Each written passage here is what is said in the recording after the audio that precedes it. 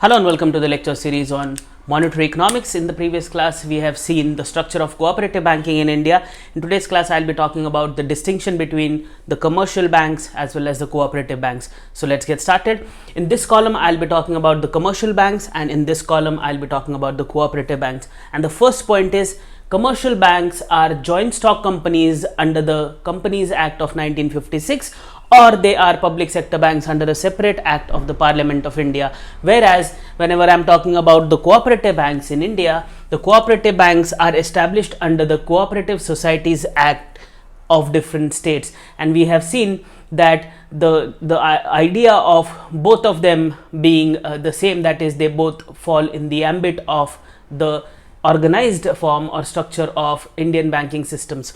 So this is an important point of distinction between the two, even though they are in the formal side of banking structure, but they too differ with respect to the acts under which they are established. One is with respect to the Companies Act of 1956 or the Alternative Act of Parliament of India, and the other is with respect to the Cooperative Societies Act in the Indian context. So I hope this point is pretty much clear.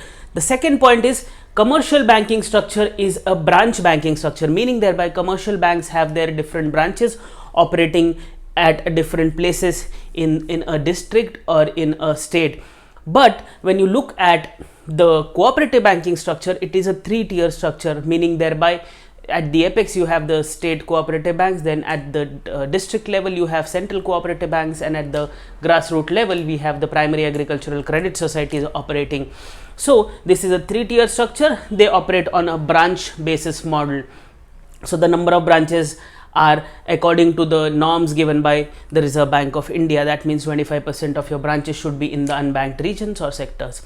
I hope this point is pretty much clear. Let us now move to the next point, which is talking about the sections of Banking Regulations Act. Now, all the sections of the Banking Regulations Act are applicable to commercial banks in India, whereas some of the sections of Banking Regulations Act which are applicable to the commercial banks are also applicable to the cooperative banks in India.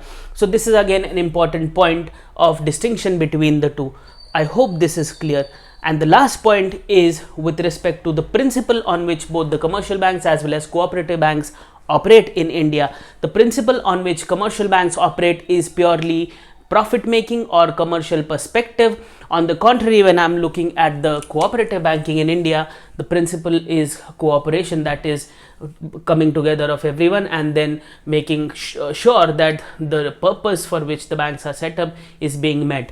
So these are some of the points of distinction between both the commercial banking system as well as the cooperative banking system in India.